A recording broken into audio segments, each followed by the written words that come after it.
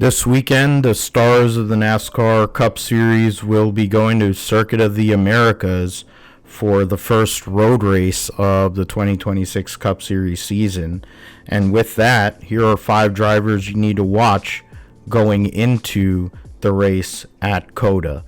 The first one would be Tyler Reddick, because he has been on fire to start the year, won the first 2 races of the season, won the Daytona 500, of course, and then came back to win at Echo Park Speedway, Atlanta Motor Speedway, to start the season 2 for 2. In terms of Circuit of the Americas, to go and possibly be the first person ever to win 3 consecutive races to start the year, he's a former winner at this racetrack, and in 5 races at the circuit has 5 top 10s and 4 top 5s along with 2 poles, and has led 53 laps, best average finish amongst active drivers at this racetrack. So Tyler Reddick is definitely one of the people that we would say is a favorite coming in. Now, I think the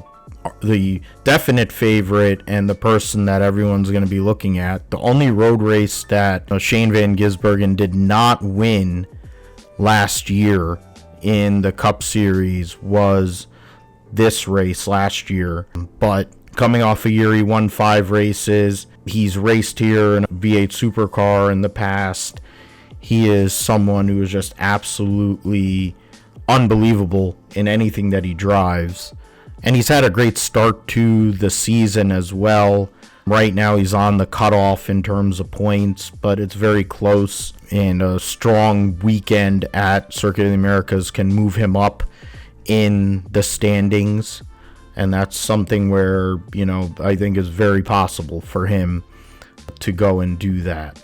Another driver that is on the flip side at the current point is Christopher Bell, who last year had come off of winning at Atlanta and then won at Circuit of the Americas, and he is got the 8th best average finish amongst active drivers, and he is a good road racer in general. So the fact of the matter is he's had a rough start to the year points wise, so it's something to look at for him to see what he's able to do. And right now, currently 31st in points, so huge deficit, 100 points behind Tyler Reddick already after 2 races. So huge points gap, nearly 2 full race wins behind. So something that Christopher Bell wants to cut into at a track that he has won at before, of course, and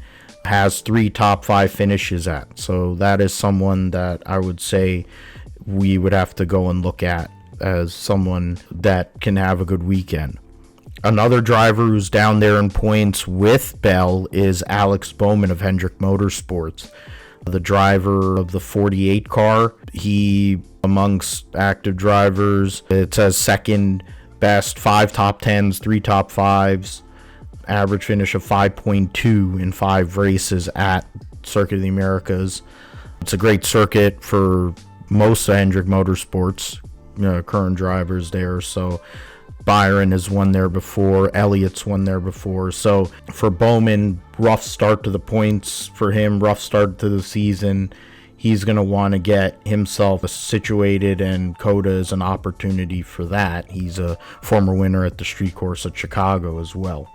The last but not least is rookie sensation Connor Zilisch. Similar to the other 2 drivers that I mentioned in Bell and in Bowman, Zilisch is next to last amongst the drivers that have competed in both races this year. So for the rookie, the heralded rookie, probably the most heralded rookie since like Jeff Gordon, it's something that for him at a road course where he's won, he's got plenty of talent and skill. It's where he's come from. It's something where we're going to have to look and see if this is where he can re-establish himself. Randall Burnett, his crew chief, has done well there in the past as well. So put all those things together, Trackhouse Racing, Connor Zilisch, this is a get-right weekend for him to make some points up. And he was very honest in regards to the learning curve that he's going to have this year. So this is a get right weekend for him.